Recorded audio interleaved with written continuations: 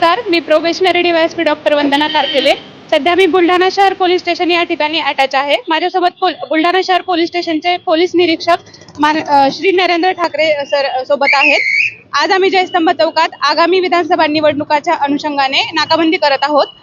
माननीय एसपी सरांच्या आदेशाने आम्ही कॅश, शस्त्र किंवा NDPS चा काही माल जातोय का या बाबतीत आम्ही नाकाबंदी करत आहोत.